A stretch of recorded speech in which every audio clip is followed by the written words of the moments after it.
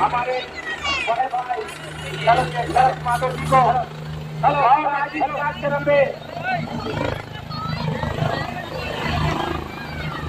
जिसका इंतजार था हमारे झारखंड प्रदेश के मुख्यमंत्री आदरणीय बड़े भाई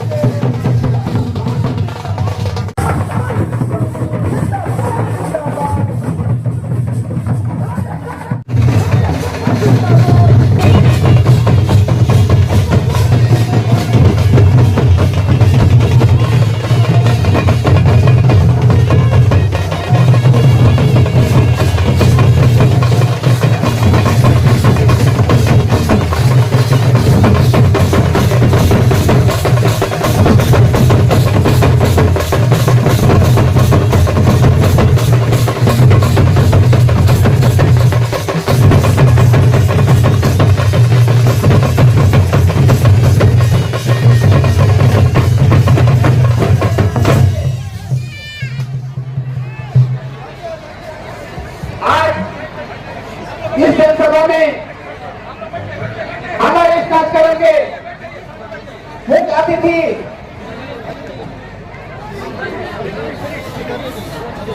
आज झारखंड के लोकतंत्र के महापर्व में आज खिजरी विधानसभा में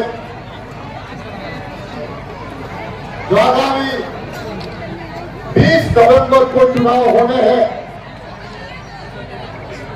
और पहला चरण जो है 13 नवंबर को होने हैं और इस राज्य के आन बान और शान हमारे सूबे के युवाओं के प्रेरणा स्वरूप युवाओं के मार्गदर्शक और झारखंड प्रदेश के लिए एक लंबी लकीर खींचने का जज्बा अपने दिल में लिए हुए वैसे डायनेमिक लीडर हमारे मुख्यमंत्री आदरणीय हेमंत सोरेन जी आज यहाँ पर उपस्थित हुए हैं। आज हम इनको सुनने के लिए यहाँ पे आए हैं और ये निर्णय लेने के लिए आए हैं। आज आपको मैं एक लाइन पूछना चाहता हूं, दो ही सरकार बनेगी, एक तो मोदी की सरकार बनेगी, नहीं तो हेमंत सोरेन की सरकार बनेगी। आप बताएं आप किसके साथ हैं? एक बात, अगर हेमंत सोरेन के साथ में है तो एक नारा दीजिए, हेमंत सोरेन आगे बढ़ो, हेमंत सोरेन आगे बढ़ो।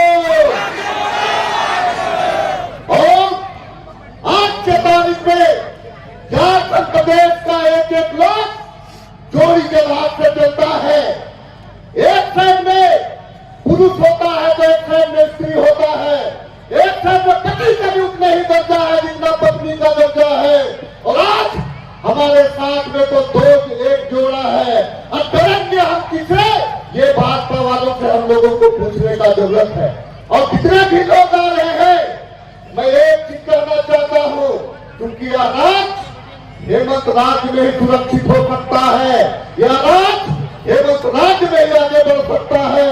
मैं चूंकि समय अभाव है, माननीय मुख्यमंत्री जी को बहुत जगह जाना, हमको माननीय मुख्यमंत्री जी को सुनना है, इसीलिए मैं माननीय मुख्यमंत्री जी से सादर अनुरोध करूंगा, आग्रह करूंगा, यहाँ आए हुए तमाम लोगों को जो आपको दिल में रखते हैं, आपको दिमाग में नहीं रखते हैं, आपको दिल और दिमाग में रखते हैं, आग्रह करूंगा कि हम सबों को आशीर्वचन देंगे। माननीय मुख्यमंत्री जी, हेमंत सोरेन जिंदाबाद, हेमंत सोरेन जिंदाबाद।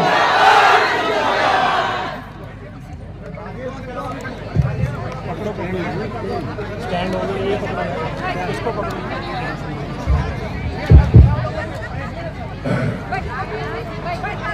गौरव बन के जोहार कर रखे, जोहार जोहार। आज यहाँ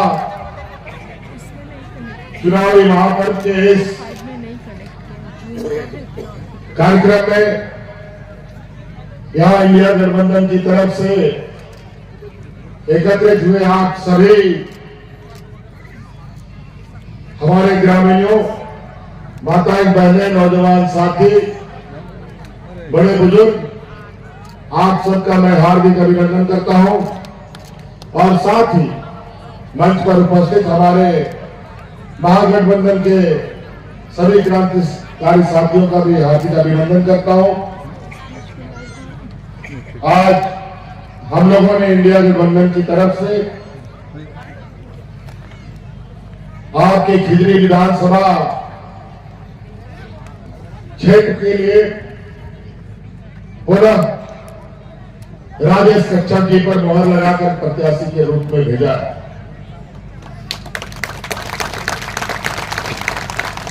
आज राजेश कच्छप जी के ऊपर सोनिया गांधी जी का आशीर्वाद है, आदरणीय गुरु जी का आशीर्वाद है, लालू जी का आशीर्वाद है, वाम दलों का भी समर्थन इनको प्राप्त है।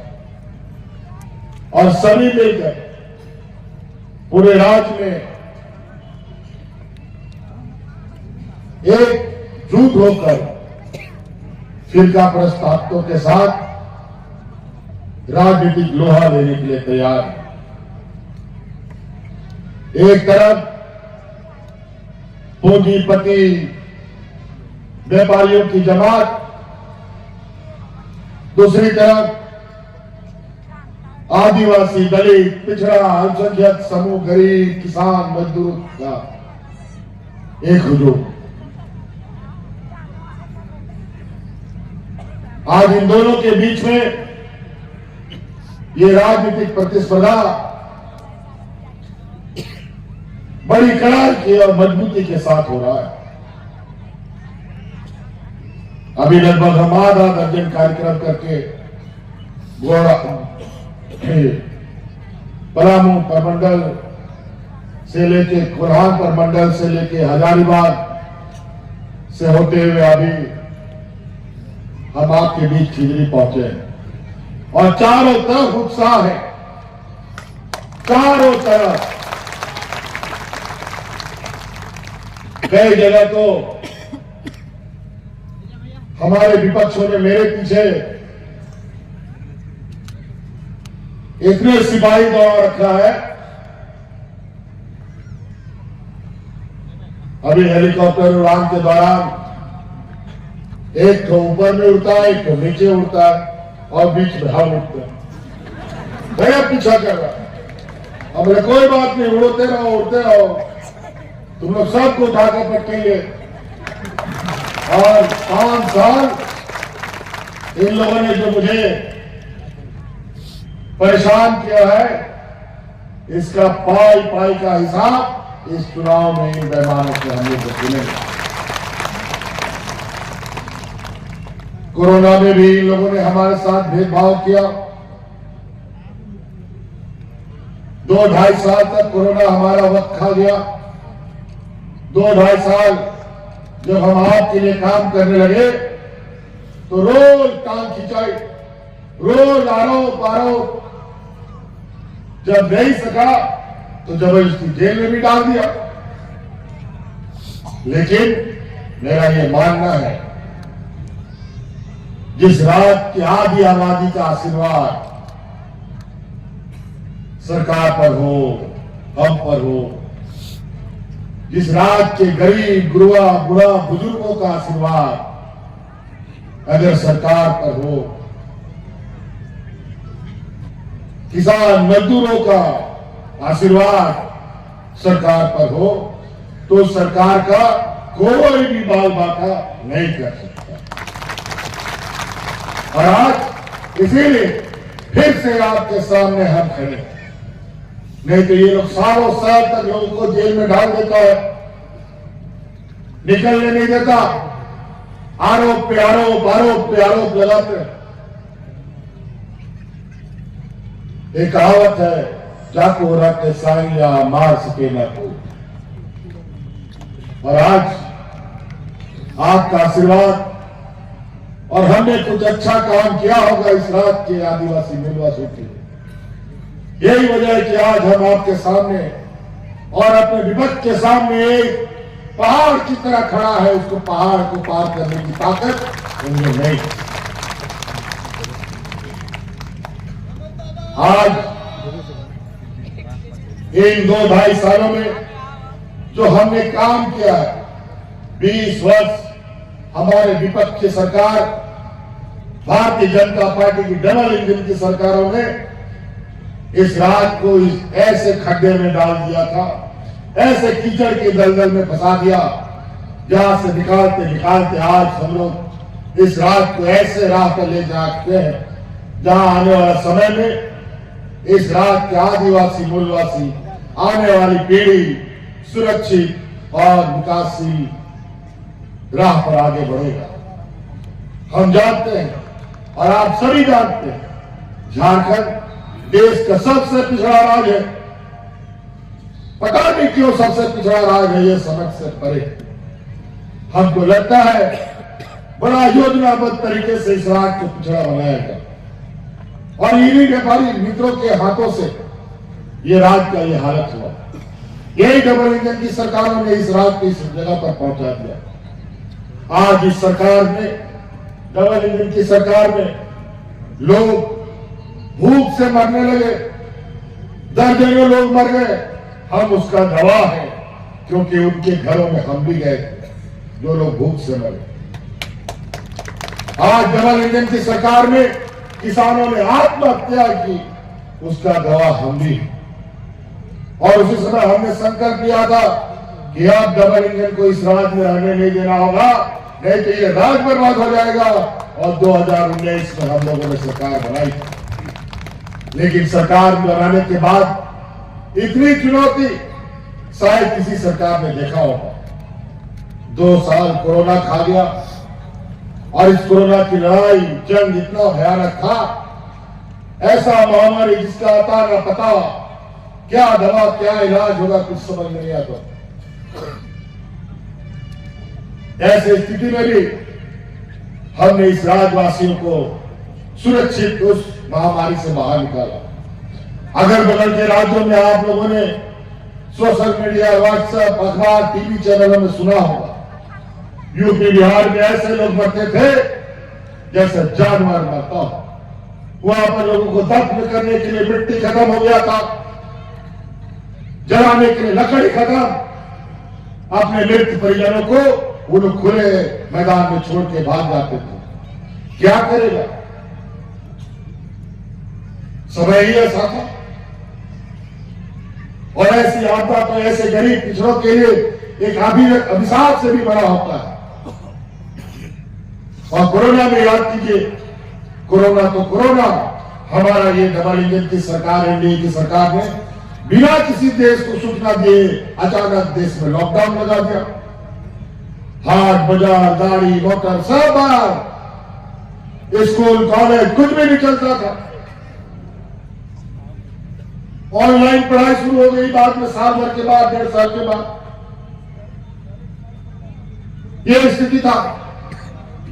कई झारखंड के हमारे परिवारजन रोजी रोजगार के लिए कोई मद्रास, कोई केरल, कोई बेंगलोर, कोई दिल्ली, अलग अलग राज्यों में जाके फंस गया। लॉकडाउन हो गया, कोई घर वापस नहीं आ पाया। उस समय याद कीजिए, आपका यही भाई, आपका यही बेटा आपके परिवारजनों को हवाई जहाज से ढो ढो करके आपके घर पहुंचाने का काम करता था। ये देश में पहला ये राज्य है जहां हम अपने मजदूरों को हवाई जहाज से ढोकर लाते थे। और यही बीजेपी का देश का प्रधानमंत्री बोलता था कि हवाई चप्पल वाले को हम हवाई जहाज में चढ़ाएंगे। हवाई जहाज में तो चढ़ाया नहीं, लेकिन भूख से मरने के लिए उनको मजबूर कर दिया। कोरोना का हालात ऐसा कि अगर उसको याद करे तो रूह भी कांप जाए। और जब समाज होने लगा जीवन, तो काम नहीं करने देंगे, काम नहीं करने देंगे। कभी यहां छापा, कभी वहां छापा, एक दाना नहीं मिलता है, फिर भी आरोप। बड़ा विचित्र स्थिति इन व्यापारियों। आज इस राज्य का आदिवासी, मूलवासी, यहाँ के जल जंगल जमीन को जितना करीब से हम लोगों ने देखा है, किसी और ने नहीं देखा। यहाँ के आदिवासी मूलवासियों की क्या जरूरत है, हम लोगों से ज्यादा कोई नहीं जानता। आज ये लोग यहां आकर के बोलते हैं रोटी बेटी बचाएंगे, माटी बचाएंगे, घुसपैठिए का बात करते हैं, हिंदू मुस्लिम का बात करते हैं, लेकिन ये नहीं बोलते कि यहां नौजवानों के लिए, गरीब आदिवासी मूलवासियों के लिए वो क्या कर रहे हैं। आज यहां साल भर से असम का मुख्यमंत्री, केंद्र मंत्री यहां मंडरा रहा है, इस राज्य की सरकार को गिराने में लगा हुआ है दिन रात।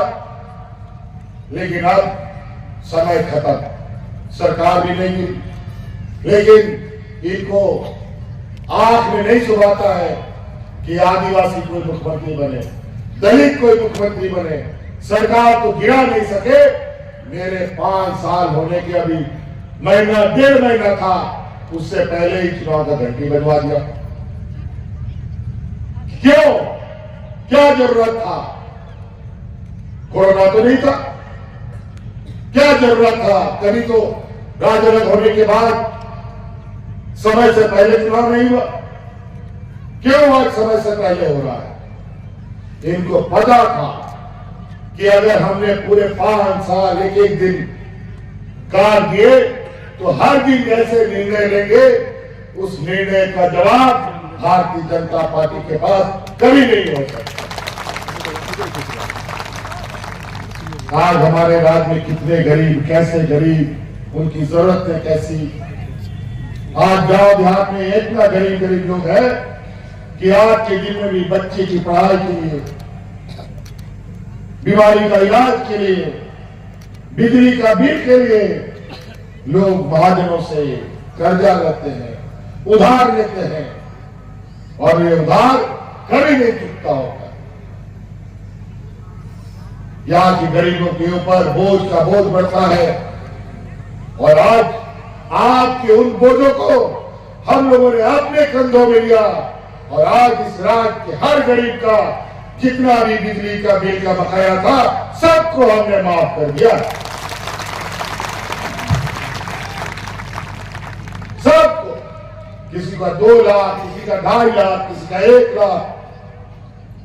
नहीं तो पहले बिजली का बिल नहीं बकाया करने पर थाना, पुलिस, कोर्ट कचहरी होता था, और बिल का बकाया चुकता करने के लिए हमारी गांव की महिलाएं अपने गहने गिरवी रखती थी, हमारे गरीब गुरबा लोग अपना घर गिरवी रख देता था, जमीन गिरवी रखता था, और बिजली का बिल चुकता करता।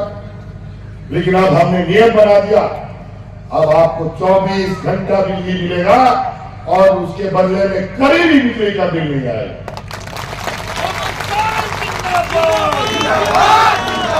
क्योंकि आप सब लोगों का 200 यूनिट बिजली हमने फ्री कर दिया है।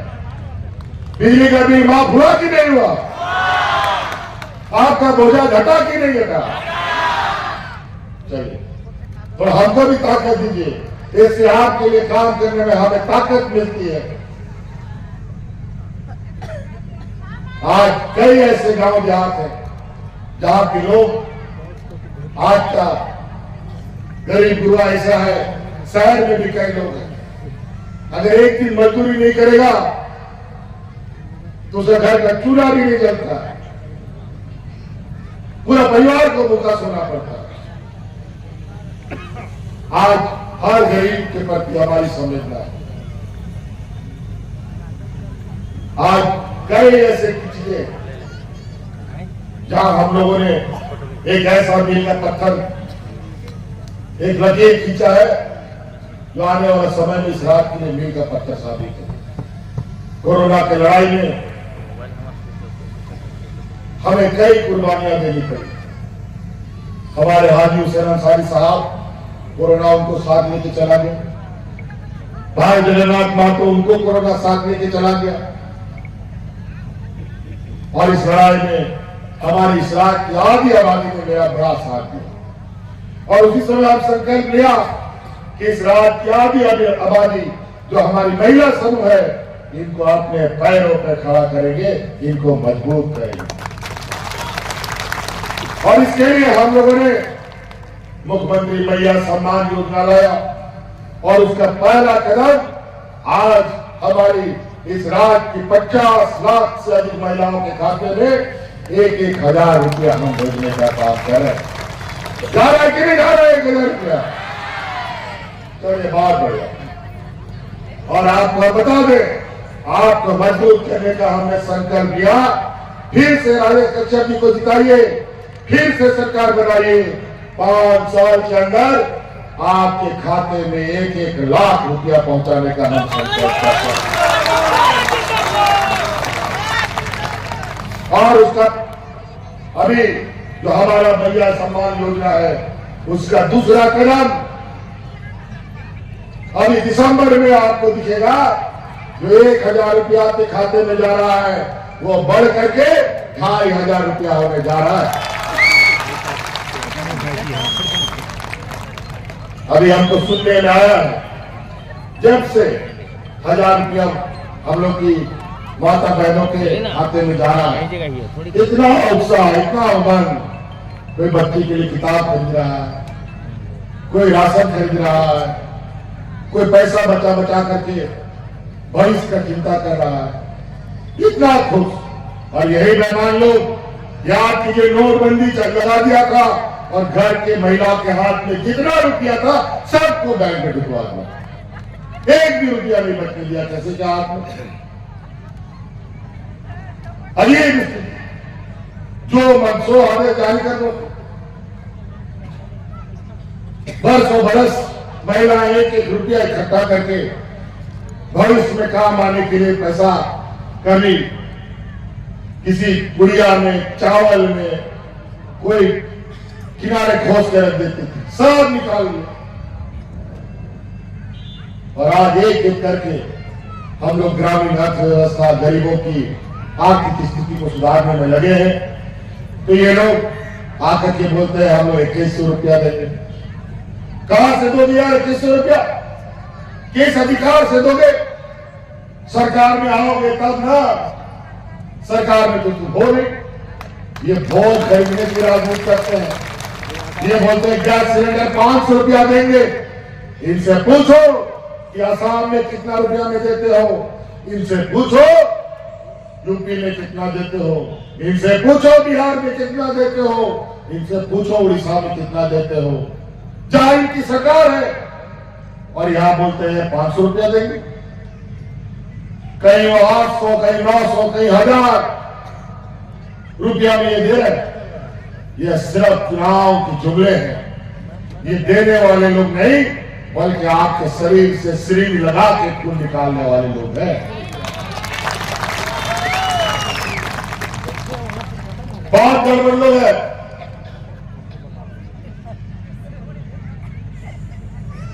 आज हर गरीब जरूरतमंदों के साथ हमारी सरकार खड़ी है। इसीलिए हम आपसे ये निवेदन करने आए हैं। बहुत सारे लोग यहाँ की चील कौवे की तरह घूम रहे हैं, रोटी माटी बेटी की बात करते हैं। क्या बात करेंगे ये बेटियों की? यह साहब का मुख्यमंत्री 1 महीना से यहां सरकार गिराने का सुपारी ले रखा है।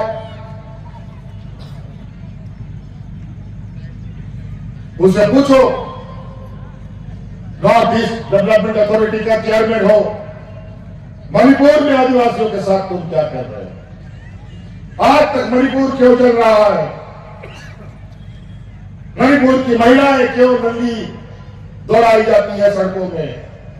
क्यों उनका की हरण हो रहा है? आज तक तुम्हारा प्रधानमंत्री क्यों नहीं गया, क्यों नहीं बोला? और आज तक तुम क्यों नहीं गए, तुमने क्यों नहीं बोला? ये बेटी की बात करेंगे? ये वही लोग हैं जो गुजरात में बिल्किस बानो का सामूहिक बलात्कारी लोगों को जो सजा काट रहे हैं, उनको चुनाव में पेरोल में बाहर निकाल के वोट मांगने का काम करता है। और बेटी का बात करें, यही लोग हैं जिनके सरकार राज में दलितों के मुंह में पेशाब किया जाता है। जब चोरी पकड़ी जाती है तो दिखावे के लिए हाथ कर धोते हैं। इन्हीं का नेता पैर धुलवा करके गरीबों को पिलवाता है। ये हालत है इनका। आदिवासी का सम्मान की बात करते हैं, रोटी की बात यही डबल इंजन की सरकार में रांची में, जिसका गवाह मैं हूं। लोग हाथ में राशन कार्ड लेकर के भाग भाग करके मर गया। और आज कोरोना जैसा महामारी आया, विपत्ति आया, एक भी व्यक्ति को हमने भूख से नहीं मरने दिया, एक भी व्यक्ति। इसलिए बातें बहुत है साथियों। मेरा गाड़ी भी स्टार्ट हो गया है और भी जगहों पर जाना है। बहुत लंबा सफर है। अकेले इस पूरी लड़ाई के मैदान में आपको हमारा ताकत बनना पड़ेगा। भारतीय जनता पार्टी को उखाड़ के फेंकना पड़ेगा और आपकी केंद्रीय विधानसभा में हमारे आप का नाक के रूप में राजेश कच्छप को जिताना पड़ेगा। 2 नंबर ईवीएम मशीन में इतना बटन दबाइए, इतना बटन दबाइए कि उसका टें का जो आवाज है भारतीय जनता पार्टी का कान का पर्दा फाड़ दे, ऐसा वोटिंग करने का काम है। क्यों जिताइएगा ना? जिताइएगा ना? चलिए सरकार बनाइएगा ना? चलिए बहुत बढ़िया। जय हिंद, जय झारखंड।